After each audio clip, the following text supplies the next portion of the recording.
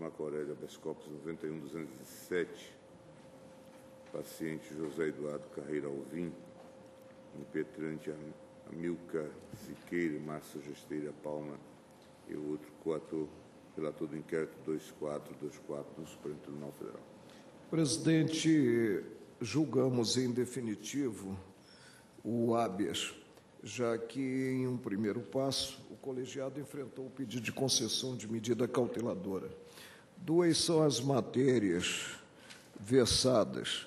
A primeira diz respeito à degravação do que logrado mediante as interceptações telefônicas. E a segunda matéria está ligada ao acesso a documentos, a coisas apreendidas na residência, no lar do paciente, e que estariam envolvidas, então, nos autos do inquérito. Eu penso que aqui nós já temos a ação penal em curso, né, que nos pronunciamos quanto ao recebimento da denúncia, né? A Procuradoria-Geral da República manifestou-se pelo indeferimento da ordem e os colegas devem ter à mesa o pronunciamento do órgão. Lancei visto e estou habilitado, portanto, a proferir voto.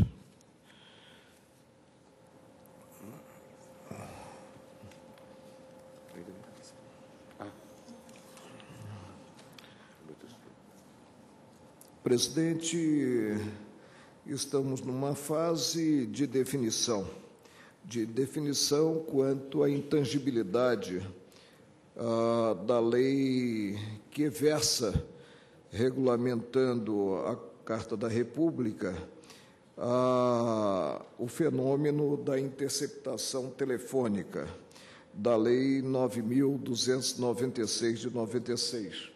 E, sob a minha ótica, nesta assentada, e já se falou muito em uma nova lei, muito embora tenhamos uma lei que entendo suficiente a reger a matéria, nesta assentada nós proclamaremos se o que nela se contém deve ou não ser observado, e se contém, a meu ver, sob o ângulo imperativo.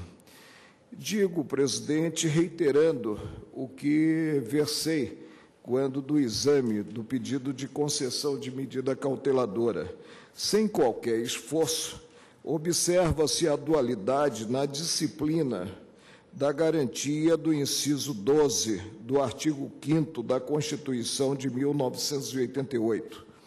Os dois incisos anteriores revelam a inviolabilidade da intimidade, da vida privada, da honra e da imagem das pessoas, inciso 10, bem como da casa como asilo do indivíduo, inciso 11. No primeiro caso, a infração ao que é assegurado gera o direito à indenização pelo dano material ou moral. No segundo, dá-se a flexibilização da intangibilidade da casa quando se tratar de flagrante delito ou desastre e ainda de situação concreta em que necessário socorro ou durante o dia, quando houver determinação judicial. Voltando à dualidade do inciso 12, tem-se a cláusula primeira, a cláusula regra, é inviolável o sigilo da correspondência e das comunicações telegráficas, de dados e das comunicações telefônicas, é a regra. A seguir, contempla-se a exceção, mostrando-se de sabença geral a regra de hermenêutica e aplicação do direito, consoante a qual as exceções devem ser interpretadas de forma estrita. As balizas decorrem do que se contém na disciplina respectiva, seja ela constitucional ou legal. Eis como está a segunda cláusula do preceito, salvo, no último caso, por ordem judicial, nas hipóteses na forma que a lei estabelecer, para fins de investigação criminal ou instrução processual penal. Na espécie, os dois primeiros requisitos fizeram-se atendidos. Houve a ordem judicial quanto à quebra do sigilo das comunicações telefônicas, bem como de dados, considerada a casa-gênero do paciente, visando a investigação criminal. Cumpre analisar o respeito à forma referida no texto constitucional, a aludir à lei, porque a Constituição remete à lei, e a lei é a Lei 9.296. De início, consigno que, no tocante à quebra, existem normas previstas em preceitos imperativos, ou seja, a forma, tal como contida em lei, e por expressa remissão do texto constitucional, é da essência da valia do próprio ato. A visão vem da natureza do dispositivo da carta autorizador do afastamento do sigilo. O legislador ordinário, na Lei 9.296 de 96, presente a responsabilidade de regulamentar o inciso 12 do artigo 5º da Constituição Federal, mostrou-se fidedigno ao alcance do preceito maior. Pedagogicamente, no artigo 1º da citada lei, tem-se que interceptações de comunicação telefônica de qualquer natureza e para prova e investigação criminal e instrução processual penal devem observar o que nela se contém. A excepcionalidade da interceptação trouxe à baila situações concretas em que inviável implemento, quando não houver indícios razoáveis de autoria ou participação em infração penal, a prova puder ser feita por outros meios disponíveis e o fato investigado constituir infração penal punível, no máximo, com detenção. Aí não se terá interceptação. No parágrafo inserido no artigo 2º, alçou-se como exigência para se chegar ao ato extremo, e parece que numa quadra, pelo menos última, não seria um ato extremo, tendo em conta o grande número de interceptações telefônicas, alçou-se como exigência para se chegar ao ato extremo da interceptação telefônica a clareza da situação objeto da investigação, salvo impossibilidade manifesta, mesmo assim devidamente justificada. Mais do que isso, prosseguindo no campo da exceção, o artigo 4º da Lei em Comento revela indispensável a demonstração do caráter necessário a tal meio de prova, seguindo-se a obrigatoriedade de a ordem judicial ser fundamentada, artigo 5º, e também a ciência do Ministério Público, que pode acompanhar as diligências. Ele mesmo não pode interceptar, esponte própria, ligações telefônicas. Para aí, sob o ângulo das formalidades essenciais à Lei 9.296 de 96, a resposta é negativa. Visando até mesmo viabilizar a defesa em seu sentido maior, e a prova decorrente da interceptação telefônica não é unilateral, não serve apenas ao Estado acusador, a lei impõe que, cumprida, eu estou transcrevendo, cumprida a diligência, a autoridade policial encaminhará o resultado da interceptação ao juiz, acompanhado de auto circunstanciado, que deverá conter o resumo das operações realizadas, parágrafo 2º do artigo 6º. Mas, no que interessa ao desfecho deste habeas, tem-se ainda o parágrafo 1º do citado artigo 6º, Sabe-se que processo é documentação.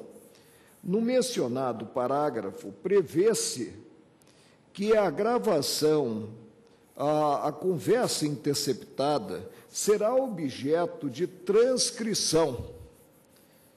Vale dizer que o conteúdo da fita magnética há de ser degravado, há de ser passado para o papel, viabilizando-se com isso a visão conjunta, a visão do grande todo, no que é envolvido o diálogo, seguindo-se o auto circunstanciado. Não é demais consignar dados versados na Lei 9.296, com a finalidade de elucidar o alcance do vocábulo transcrição, mesmo porque este tem sentido vernacular, conforme registrado no Novo Dicionário da Língua Portuguesa por Aurélio Buarque de Holanda Ferreira. A transcrição é expressão gráfica dos sons de uma língua, independentemente do sistema de escrita usado em sua literatura.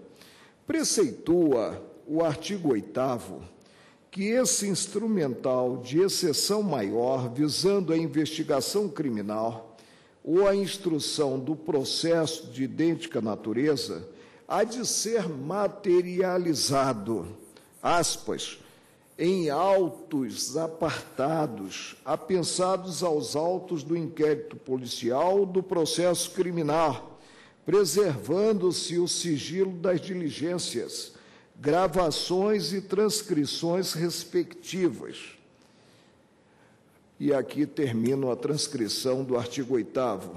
Não bastasse a ordem natural das coisas, a impossibilidade de ter-se em um diploma normativo a inserção de palavras inúteis, passíveis de mitigação segundo as circunstâncias reinantes, segundo o momento vivido, o artigo 8º repete a exigência da transcrição, mesmo porque difícil seria cogitar de autos apartados para simples apensação de disco rígido, de peça a revelar o áudio.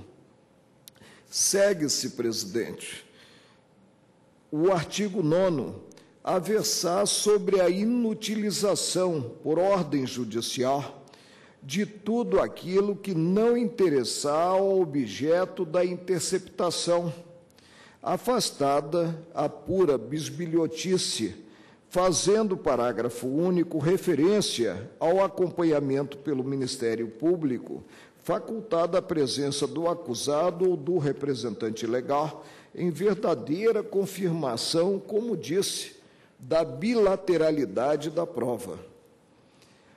O que retrata este processo? De forma correta ou não, as balizas temporais do artigo 5º da Lei 9.296 de 96 foram colocadas em segundo plano. Em vez de haver autorização de escuta pelo prazo de 15 dias, e aí volto a transcrever o que está na lei, renovável por igual tempo, uma vez comprovada a indispensabilidade do meio de prova. É o texto legal. Projetou-se a extravagante forma de levantamento de dados de modo praticamente indeterminado. O que se quis balizado no tempo foi projetado. Foi projetado extravasando-se o período inicial de 15 dias e o único período de prorrogação também de 15 dias.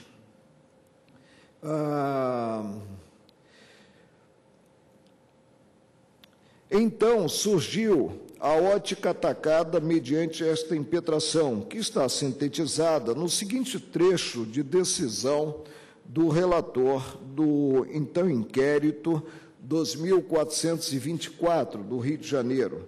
Deixo de determinar-lhes transcrição ou reprodução em papel. Ou seja, para este caso, a lei não valeu, não teria aplicação.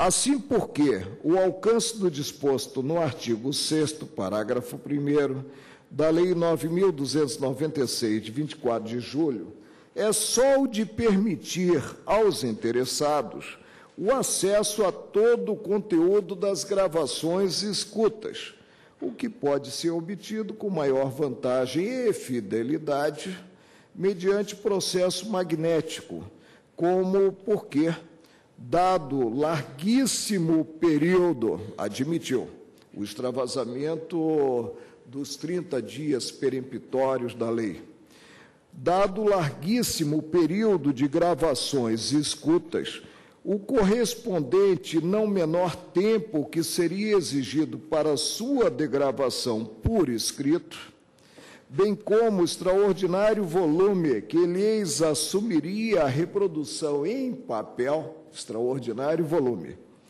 Tal medida seria contrária a todos os princípios jurídicos. Onde ficou aqui a norma imperativa direcionada à degravação?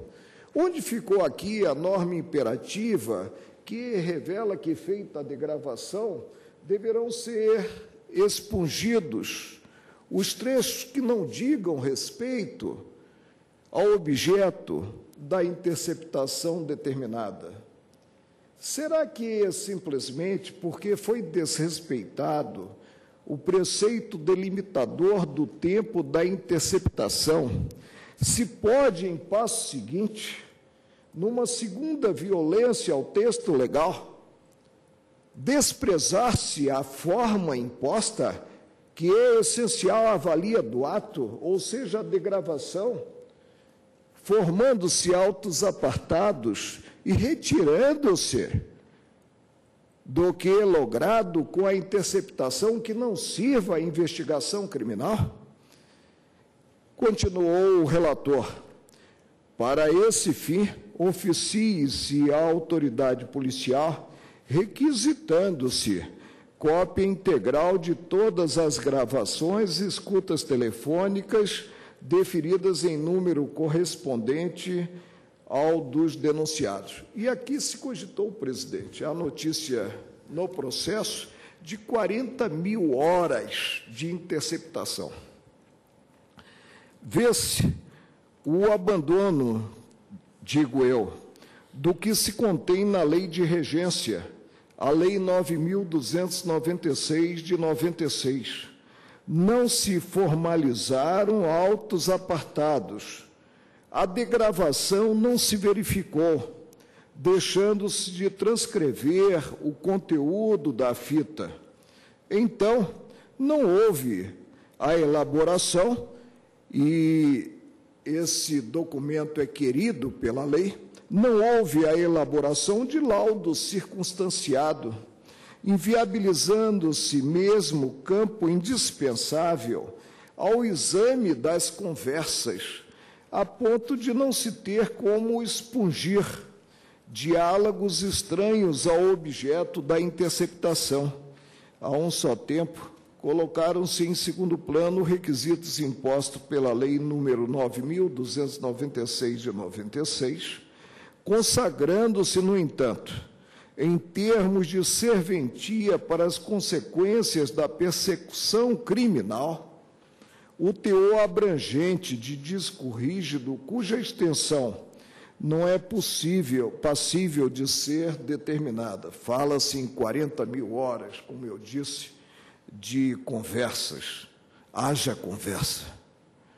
Aponta-se que o Procurador-Geral da República teria, ao confeccionar a peça primeira da ação penal, selecionado parte das gravações, afastadas conversas íntimas, eis enfoque que não resiste a exame, ficasse o Ministério Público, ante transcrição de poucos trechos da gravação, jungido a estes e desprezada, mesmo assim, a bilateralidade da prova, a possibilidade de certos períodos gravados servirem à defesa, poder-se-ia cogitar da boa procedência do que consignado, folha 187, Como logo se infere, não foram juntadas degravações ou transcrições que, a juízo do Procurador-Geral da República, por respeitarem tão só a gravação de conversas pessoais e íntimas, em nada concernem, direta nem indiretamente, aos fatos imputados e cuja revelação, conquanto restrita a estes autos cobertos por segredo de justiça, aliás, uma vez já aqui desrespeitado, poderia e pode representar devassa, desnecessária e ofensiva à privacidade ou intimidade dos denunciados mesmos e das suas famílias. Houve essa devassa quando envolvidas várias pessoas como acusadas no processo, todas elas tiveram a íntegra do disco rígido e, portanto, acesso a conversas de terceiros, dos demais acusados com terceiros que não teriam a menor ligação com o objeto da investigação criminal. Continuou o relator, mas insistem os denunciados em que, sem o conhecimento integral de tais gravações e escutas que lhes permita cotejar trechos interceptados e intercortados, seria impossível responder às imputações. Digo, presidente, a visão não corresponde à disciplina legal. A visão não é delimitativa, considerados os trechos transcritos na denúncia, quanto à prova passível de uso no curso do processo. A visão é unilateral, no que potencializada a ótica do Estado acusador, como se esse tivesse a última palavra em verdadeiro processo kafkaniano, sobre o que é possível ou não de ser utilizado na rica instrução penal. A visão não guarda sintonia com as normas imperativas da Lei 9.296 de 96, que anteriormente foram objeto de análise. Parafraseando Jacob Azarian em O Problema da Verdade, Teoria do Conhecimento, qualquer juízo, tese ou proposição utilizada no raciocínio deve respeitar não somente os princípios lógicos da identidade, não contradição e terceiro excluído, como também os princípios racionais da razão suficiente, da causalidade e do determinismo. O respeito a essas leis e princípios mostra-se a condição indispensável para a precisão, clareza, coerência e demonstrabilidade da proposição. Em campo tão sensível como é o da persecução criminal, acabaram-se por consagrar, no inquérito em curso, hoje já ação, critérios especiais, presente algo que, de forma alguma, pode servir-lhes de base. O que foi? O menosprezo às leis viabilizadoras do direito de defesa, ou seja, a extensão das escutas, a desaguar no que se apontou como a provocar tempo maior para a degravação, volume extraordinário ante a exigência legal da transcrição. Admitiu-se que a exigência é legal, mas que, no caso, ante a extensão da interceptação, a lei não teria vigência, a lei não seria aplicada a esse caso concreto. Presidente, processo, e aqui aludo ao gênero, a apanhar autos de inquérito, é algo orgânico, é algo disciplinado em normas imperativas e não em normas dispositivas que possam ser observadas ou não, conforme a visão de uma das partes ou mesmo conforme a visão do juiz, do Estado juiz. Há outro aspecto que também merece consideração. Após diligências projetadas no tempo, após diligência em diversos campos, chegou-se à oferta da denúncia. E então, em face da materialidade do crime e de indícios, tal como explorados nessa peça, na denúncia, abriu-se margem para a defesa prévia do paciente. O insurgimento deste, em razão da inobservância, a mais não poder, da Lei 9.296 de 96, conduziu à decisão de folha 186 a 188, calcada na triagem do conteúdo da fita magnética feita pelo Ministério Público, muito embora se tenha determinado fosse repassada essa última com tudo que nela se contém ao paciente, isso a partir da ótica de que poderá servir de prova, visando ao deslinde da ação penal. Aliás, o problema da degravação é interessante.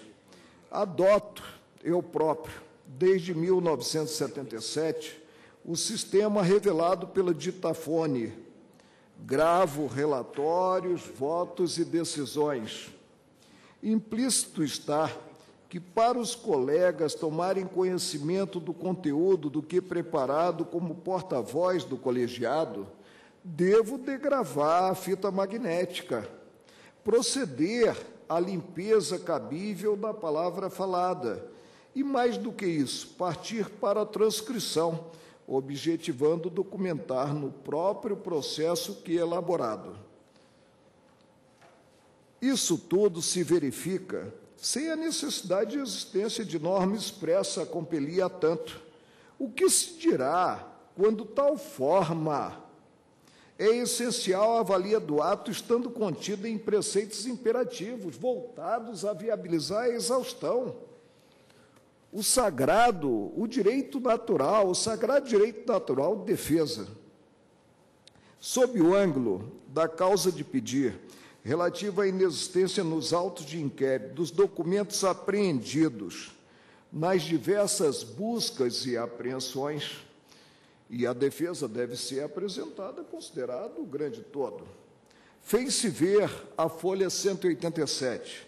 Não é o caso de juntado do laudo de análise dos documentos e objetos apreendidos, porque está ainda sendo realizado pela autoridade policial.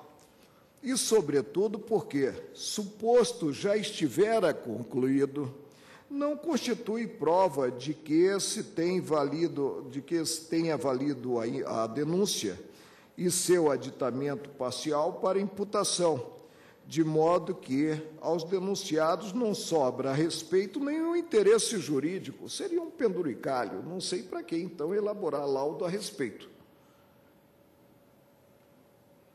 Nenhum interesse jurídico em tais dados, para efeito de exercício amplo da defesa preliminar sobre fatos cuja atribuição está baseada apenas em outros elementos retóricos. Mais uma vez, presidente, claudicou-se na arte de proceder.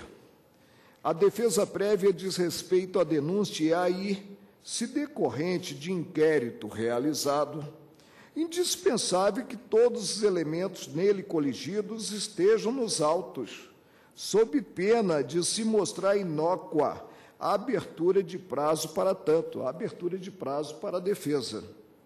A defesa é prévia, considerado justamente o que conduziu presente o inquérito com as balizas objetivas e subjetivas ao oferecimento da denúncia.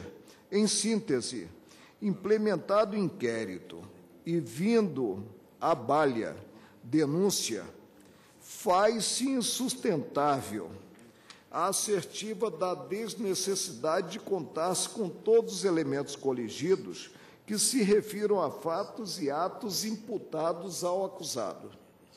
A vinda unilateral dos dados, pouco importando a extensão, de forma homeopática, implica surpresa incompatível com o mecanismo próprio do inquérito, com a publicidade que lhe é peculiar e, a partir dele, com o oferecimento da denúncia. Para implemento da defesa prévia, tem-se como indispensável possibilitar ao acusado a visão do conjunto de elementos até então levantados, contrários e favoráveis, sob pena de ela ficar, tal como contemplada na Lei 8.038/90, a defesa prévia, inviabilizada. Em síntese, salta aos olhos a relevância das causas de pedir da concessão da liminar.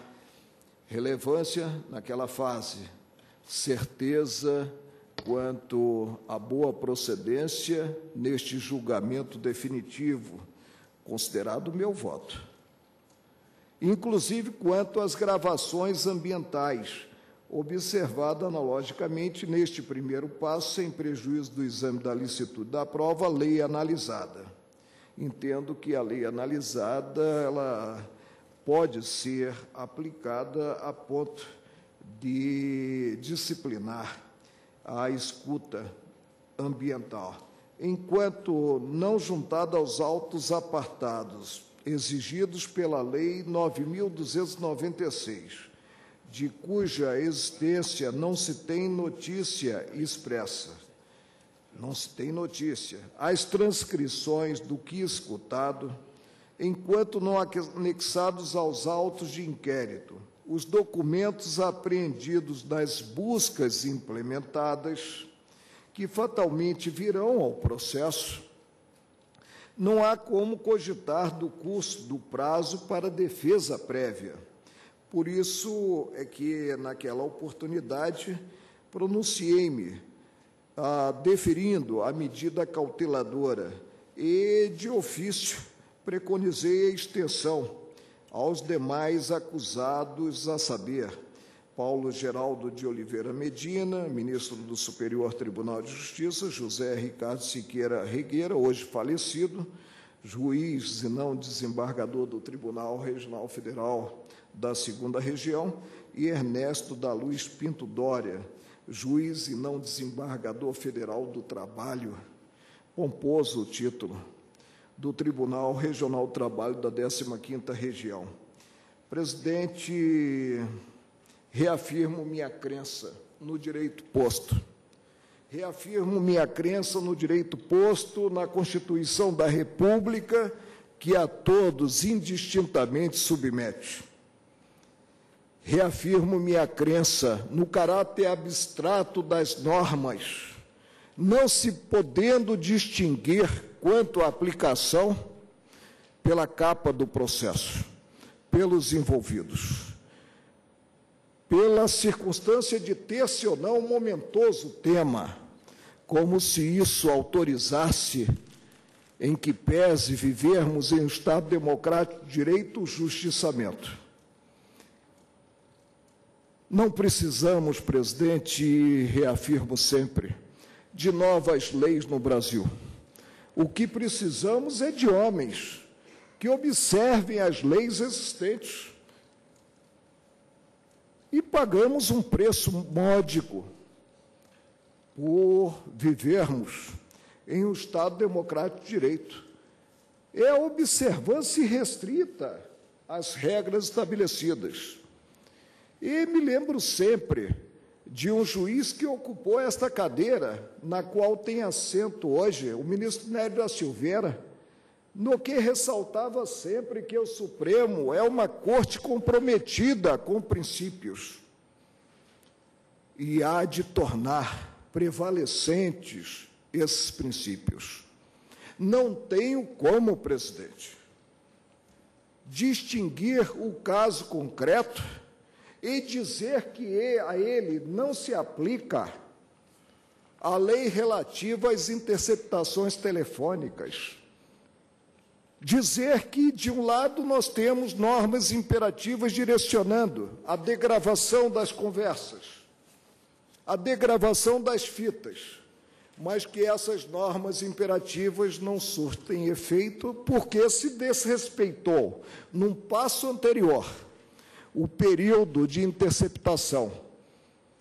E aí, ao invés de se proceder à interceptação durante 15 dias, mais 15 dias, se procedeu à interceptação durante meses, e quem sabe até durante ano ou durante anos, chegando-se ao que o relator apontou como a inviabilizar o cumprimento da lei, a aplicação da lei. Ou seja, a demora que se teria com a degravação e também as centenas de folhas ou milhares de folhas alusivas a essa degravação, dando muito trabalho para expungir o que não seria do interesse do objeto que ditou a interceptação telefônica. Presidente, defiro a ordem para declarar a insubsistência do processo a partir do momento em que se indeferiu o que imposto pela lei, ou seja, a degravação,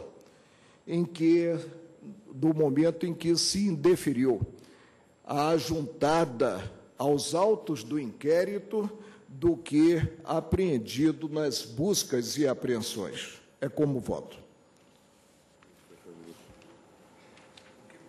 Eu queria fazer uma consideração anterior, se os colegas me permitirem, mas nós temos em alguns precedentes examinado o cabimento ou não de habeas corpus contra ato de ministro da Corte.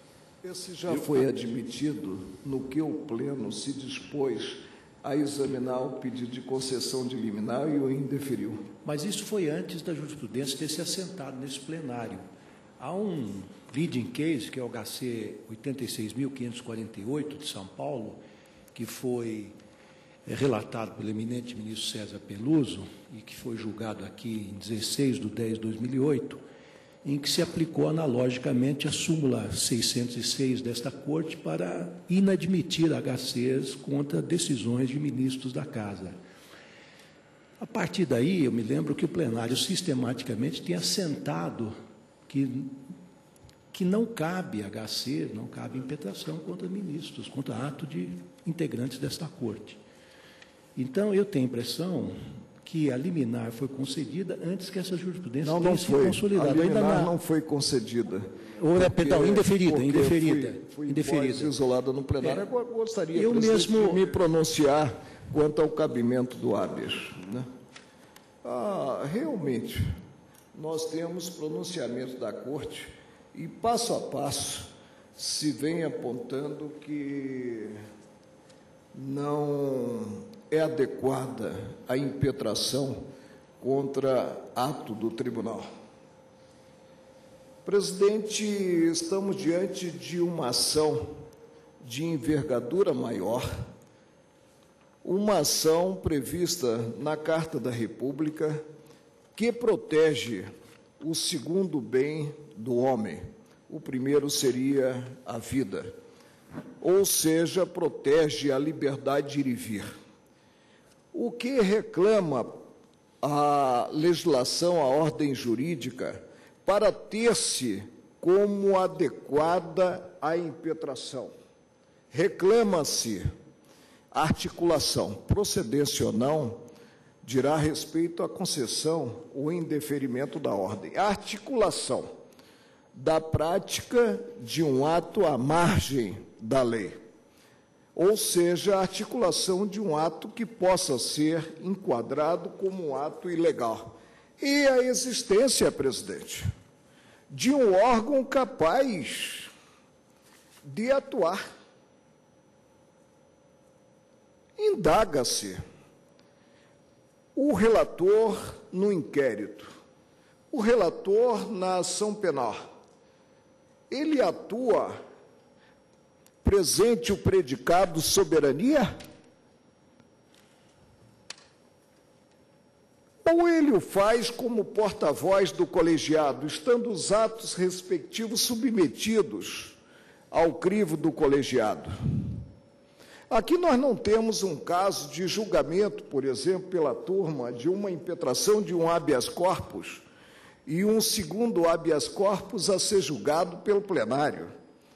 Aqui nós temos atividade desenvolvida pelo relator, que, segundo o impetrante, consubstancia prática margem da ordem jurídica. Esse ato, a rigor, poderia até mesmo ser atacado mediante agravo. Com maior razão, presente o cesseio à liberdade de ir e vir na forma direta ou indireta, não se exige que o paciente esteja preso, basta que o contexto possa repercutir na liberdade de ir e vir, com maior razão, se é utilizado, é manuseada essa ação, para mim, nobre, de envergadura maior, que é o habeas corpus. Simplesmente dizer-se que não se abrirá esse embrulho para se perceber o que tem dentro, porque o ato é um ato intangível do relator, seja ele qual for, é um passo demasiadamente largo, presidente. E eu já disse aqui neste plenário, um suspiro do Supremo, ele é observado, e é observado nos diversos patamares do judiciário. É esvaziar-se, é ferir de morte, a partir da origem do ato, desde que se trate de ato de relator, essa ação que é uma ação constitucional, que é uma ação de importância maior, tanto que prevista na Carta da República. Não vejo como, presidente, principalmente depois que este tribunal, apregoado o processo em sessão anterior, admitiu a impetração, tanto assim que apreciou a liminar, disse que não poderia eu próprio apreciar essa liminar, porque o ombreio com o relator do inquérito e a competência e atribuição, portanto, é do plenário, principalmente a partir desse primeiro passo agora. Simplesmente se dizer, eu sei que a matéria de fundo, né, realmente estarrece. E, na minha visão, o único resultado que eu imagino é a concessão da ordem, né? Dizer-se simplesmente que é imprópria a impetração, incabível o habeas corpus. Presidente, não dou esse passo. Reafirmo que nossos atos, e não somos infalíveis, não somos super-homens, nossos atos estão submetidos, mediante os instrumentais próprios, ao colegiado, nossos atos como relatores. Não atuamos em via de independência maior. Peço vênia, não sei se a preliminar é do ministro Eros Grau, e aí já estaria até num patamar superior, mas peço vênia para entender adequada a impetração, ressaltando esse aspecto.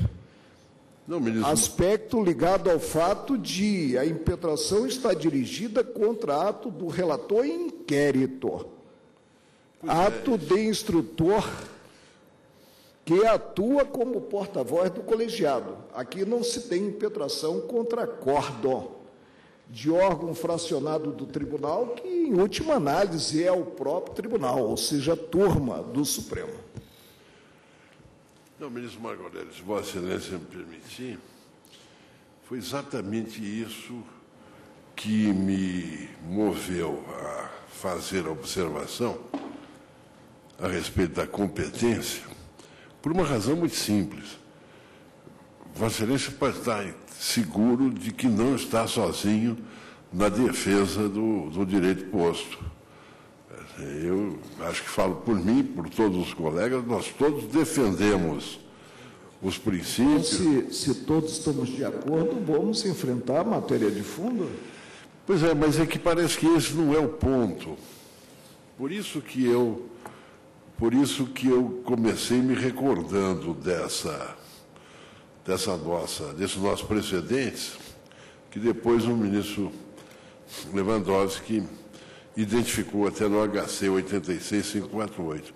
Eu não vejo exatamente porque se trata de ato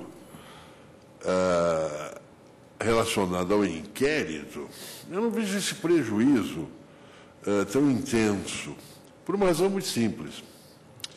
É que a lei não vale para esse caso concreto. É isso que Vossa Excelência assenta. Não porque, é. com maior clareza vernacular, não se pode ter a obrigação quanto à degravação da fita. E essa degravação é sempre observada em todos os processos, mas neste processo específico, não. Vamos fixar o critério de plantão. Qual é o critério de plantão? Não há degravação. Eu penso que a atuação judicante é sempre vinculada, e é vinculada ao que nós dois e todos nós defendemos, que é o direito posto. Pois é, mas nem sempre o que lhe parece que é o direito posto, a mim parece. Claro. Eu acabei de dizer que Vossa Excelência estaria, até pelo patronímico que eu gostaria de adotar, falando em um patamar mais elevado. Vossa Excelência tem o grave defeito de ser encantador, mesmo quando discorda, o que dificulta a chamada contradita. Mas o que eu queria observar é que o exercício da interpretação do direito não é um mero exercício de leitura. E Vossa Excelência sabe muito bem disso, melhor do que eu. Eu tenho citado em alguns votos de Vossa Excelência exatamente quando observa. Aqui, nesse caso, eu me sinto diante que o caso não permite que estejamos, né, no mesmo caminho, né, no mesmo modo de ver a lei e o alcance da lei. Pois é, ministro, mas é que eu ia dizendo que, nesse caso, eu me sinto exatamente diante de uma situação propícia para exemplificar a afirmação de que nós nunca interpretamos só os textos, mas nós interpretamos a realidade também. Por isso, não se trata de dizer que a lei não vale neste caso, é que a lei tem que ser entendida sempre em relação a cada caso. E por isso, me permita insistir, sem pretender transformar isso em seminário, que nós não interpretamos só os textos, nós interpretamos os textos e a realidade. Por isso nós estamos aqui. Porque se fosse simplesmente fazer uma leitura, colocava-se lá um scanner e se conseguiria a solução para todos os problemas jurídicos. Ora, nesse caso, o que me pareceu desde o início, e Vossa Excelência pode até me esclarecer se não é assim, a dificuldade fática material para que... Se Vossa Excelência preconiza a erronia no que se projetou no tempo a gravação, eu acompanho para conceder a ordem de ofício, né, e declarar insubsistente a interceptação verificada, porque extravasado o prazo previsto em lei. Se Vossa Excelência propõe, eu acompanho. Não, mas eu não vou propor isso. Me deixe terminar que Vossa Excelência verá o que eu vou propor.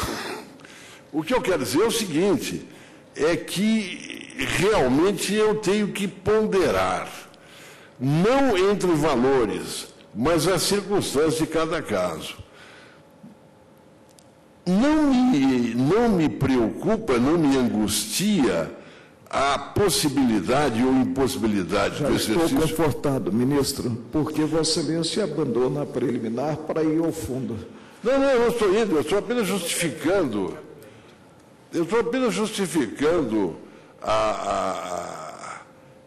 Por que eu levantei a questão e para dar uma resposta elegante. Para não enfrentar a matéria de fundo. Não admita isso. Não admita isso, porque ficamos muito mal nós todos que integramos o Supremo.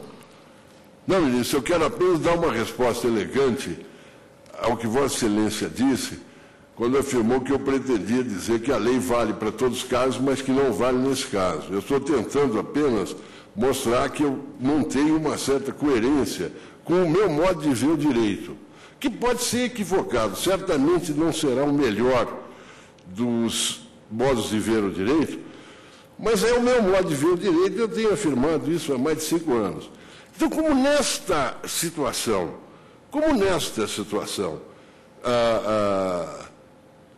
há peculiaridades, de modo nenhum, sem afirmar que a lei não se aplica a esse caso, eu vou manter a minha observação inicial e vou votar no sentido do não conhecimento, mas justificando, como creio ter justificado,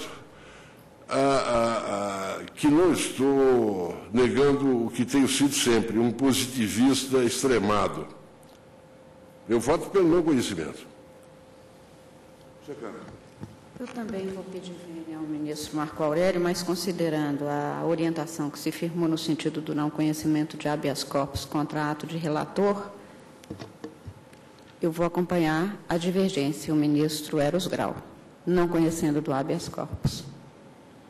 Eu também, senhor presidente, vou pedir vênia para não conhecer do habeas corpus. Nós, ultimamente, temos consolidado esse entendimento de que não cabe habeas corpus contra ato do relator. Ainda na semana passada, numa sessão presidida pelo eminente ministro César Peluso, essa decisão foi reafirmada por todo o plenário aqui presente, com exceção, salvo engano, do eminente ministro Marco Aurélio. Portanto, eu sou pelo não conhecimento desse RIT. Na mesma linha, senhor presidente, pelo não conhecimento, data vênia do voto do ministro Marco Aurélio. Também eu, senhor presidente, com vênia do eminente relator, adiro à jurisprudência consolidada desse plenário, no sentido de que não cabe quer mandado de segurança, quer habeas corpus, contra ato de relator. Eventual prejuízo causado por esta prova, possivelmente obtida com alguma ironia, poderá ser corrigido na própria ação penal. Senhor presidente, reconheço que o plenário do Supremo Tribunal Federal firmou o entendimento reiterado na semana anterior, como aqui bem observou o eminente ministro Lewandowski, no sentido da incognoscibilidade da ação de habeas corpus quando ajuizada em face de decisão monocrática emanada de ministro relator. Essa hoje é a posição que tem prevalecido na Corte, não obstante a resistência manifestada doutamente pelo eminente ministro Marco Aurélio. Houve um momento em que o tribunal fazia uma clara distinção entre decisões colegiadas e decisões monocráticas, muitas vezes considerada a aplicabilidade da súmula 606, para admitir a impetrabilidade de habeas corpus contra decisões monocráticas, não é, dos juízes desse tribunal. Agora, de qualquer maneira, não resta impossível a preservação de direitos alegadamente transgredidos por ação ou por decisões do relator, porque o que o plenário está afirmando é o não cabimento do habeas corpus, mas isso não impede que se recorra. Pois não, claro. Eu sei que Vossa Excelência é homem do diálogo. Sim. E admite o à parte, por isso eu interrompo, né? Sei que o à parte será bem recebido por Vossa Excelência. Veja a situação concreta. O tribunal realmente admitiu outras impetrações, porque nós temos acordos redigidos, portanto, decisões definitivas em habeas corpus impetrados contra ato de relator.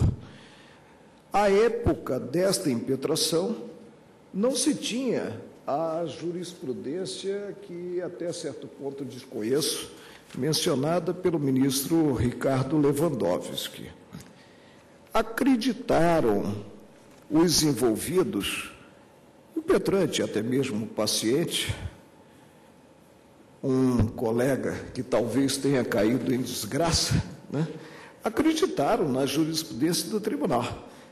Impetraram este habeas e viram o pedido de concessão de medida cauteladora ser apreciado.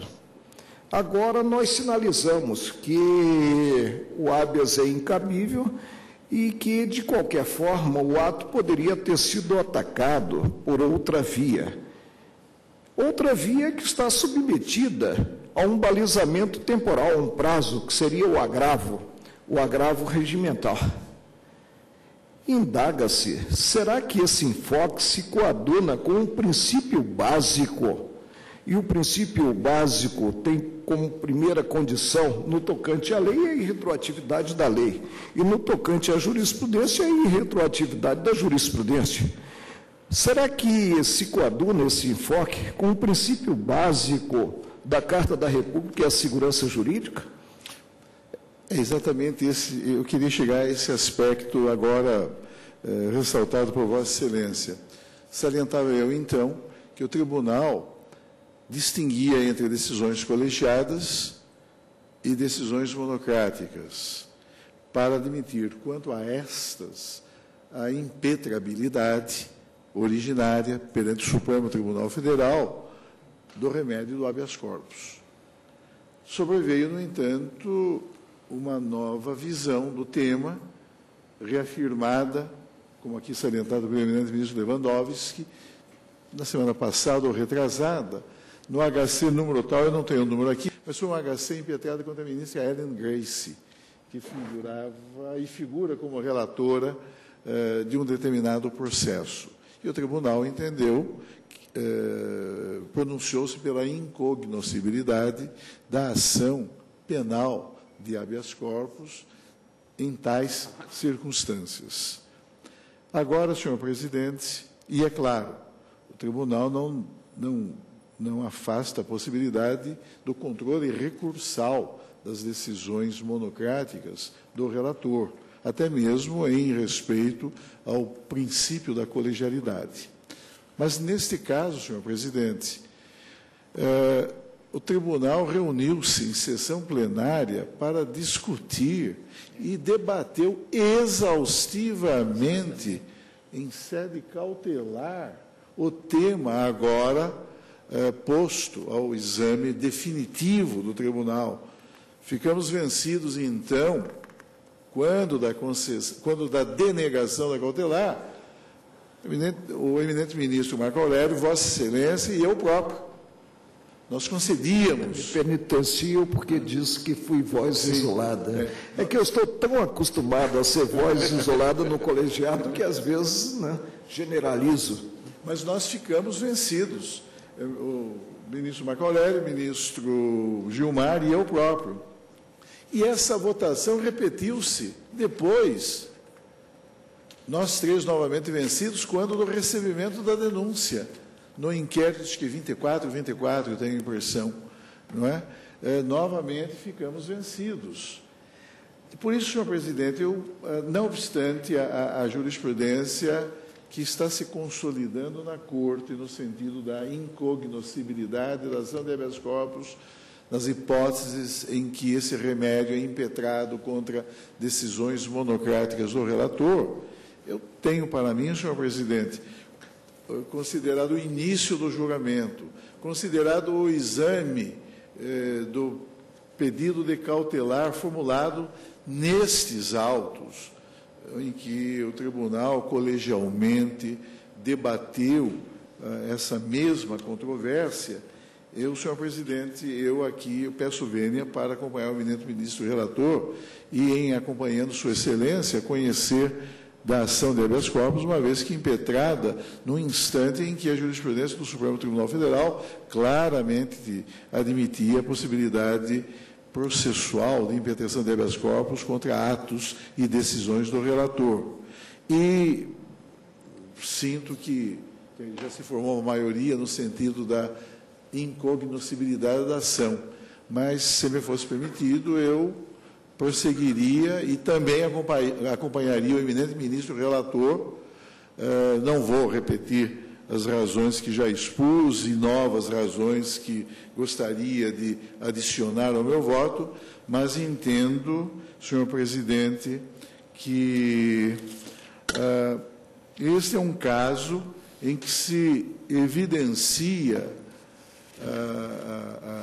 o reconhecimento de que o respeito pelas autoridades, respeito a que as formalidades impostas pela lei em sede processual penal representam uma garantia inestimável de preservação da integridade dos direitos fundamentais daquele que sofre persecução penal movida pelo Estado. Também tenho para mim, senhor presidente, que se impunha na espécie a transcrição integral do resultado da interceptação das escutas telefônicas. Receio muito a prática que vem sendo utilizada por organismos policiais, que culmina, práticas que culminam por admitir e legitimar a chamada seleção prévia e edição parcial do material colhido ao longo desse procedimento probatório, consubstanciado na interceptação das conversações telefônicas. Aqui mesmo eu tenho a impressão de que, neste caso, a respeito de alguns diálogos que foram reproduzidos, vê-se que, na verdade, o agente policial atuou como um intérprete dos diálogos mantidos pelos sujeitos dessa relação dialógica, pelos sujeitos dessa conversação telefônica, a ponto de constar de documentação que foi então produzida o seguinte: fulano de tal, em vez de ser transcrever textualmente, não teria atuado como tradutor, por sim, ter exatamente, falado em outra língua que não a intérprete. portuguesa, quando das conversas telefônicas, não foi como tradutor. Aí há uma distorção da função de investigação penal, porque não compete ao agente policial interpretar o conteúdo de um diálogo telefônico a ponto de reproduzir exatamente isto. Fulano de tal e Beltrano, sujeitos desta relação dialógica. Fulano de tal disse que iria fazer tal coisa. Em seguida, Beltrano, em resposta, falou tal outra coisa. Isso daí, na verdade, subverte a disciplina que é de ser rígida em matéria de procedimento probatório que consubstancie a interceptação de conversas telefônicas. Eu, enfim, tenho várias razões que me levam a acompanhar integralmente, quanto ao fundo da controvérsia, o voto proferido pelo eminente ministro relator. E eu faço de maneira muito coerente, porque fiquei vencido ao lado de Sua Excelência, do eminente ministro Gilmar Mendes, neste mesmo caso, nestes mesmos autos, a propósito dessa mesma controvérsia, quando o plenário do Supremo Tribunal Federal denegou a medida cautelar, então requerida. Mas também não posso deixar de observar que há decisões no âmbito do tribunal no sentido da imprescindibilidade não só de gravação, mas da transcrição integral, fiel, ipsis literis, ipsis verbis, daquilo que foi dito pelos sujeitos do diálogo que foi captado. Menciono, dentre esses precedentes, dentre outros precedentes, o julgamento emanado da colenda primeira turma do Supremo Tribunal Federal, vencido, então, o eminente ministro Carlos Brito. Julgamento do HC 83.983, que foi relator do eminente ministro Marco Aurélio, em que também essa questão foi, uma vez mais, debatida e discutida. Mas, de qualquer maneira, senhor presidente, eu peço vênia à douta maioria para acompanhar o ministro relator no que se refere ao conhecimento da apresentação penal de habeas corpus.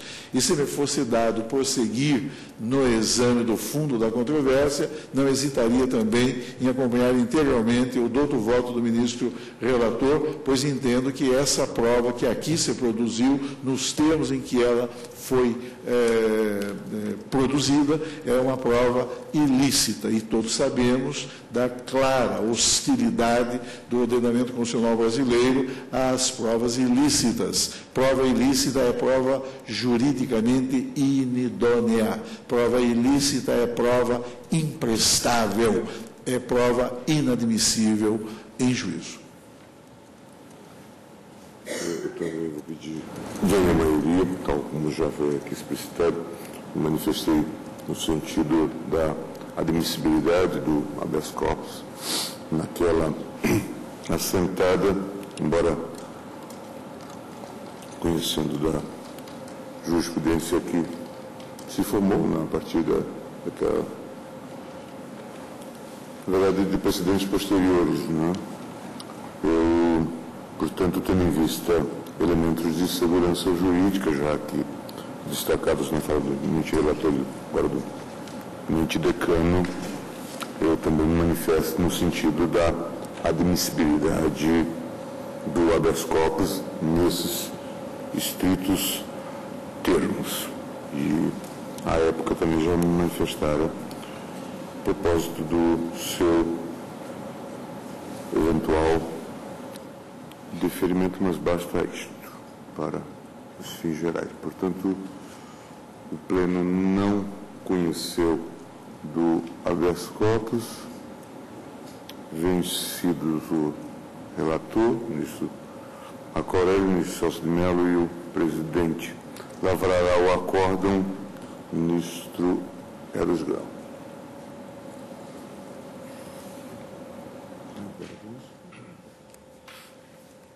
Vou suspender a sessão.